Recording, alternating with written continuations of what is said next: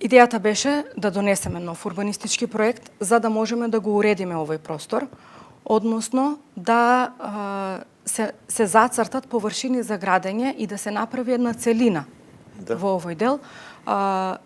да се одели спортско-рекреативниот дел, односно воениот базен, тениските игралишта и тоа ново предвидено ракометно игралиште, кое што порано и постоело, еве јас не се сеќавам, но вработени и градоначалникот се потсети, така да идејата од страна на граѓаните е да се врати повторно тоа ракометно игралиште, а воедно и да го решиме сообраќајниот метеж во тој дел. Кога кажувам на сообраќаен метеж, мислам на врската на моторните возила кои влегуваат од страна на улица Ванчо Китанов кон пешачката патека, односно улица Благо Јанков Мучето. Со носењето на овој урбанистички проект, како и сообраќаен проект кој што веќе на Советот на општина Струмица беше одобрен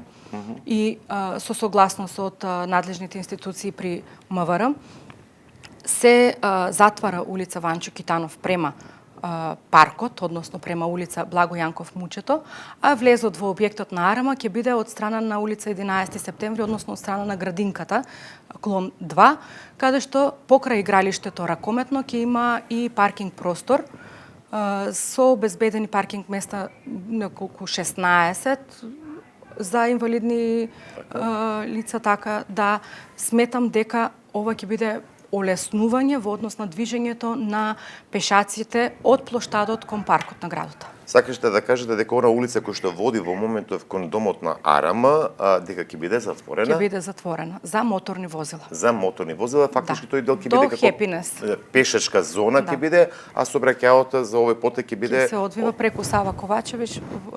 преку улицата 11. Ова е донесено веќе дефинитивно поставени се контурите на тој урбанистички план, средства ќе се очекуваат за реализација, средствата се обезбедени, во моментот се спрема тендерската документација. Може би и во наредните 2 дена и ќе биде објавено како јавен повик за да се појави, да се јави економски оператор за реализација на овој проект. Ќе има интервенција паралелно и сообраќајното решение и изградбата на ракометното игралиште.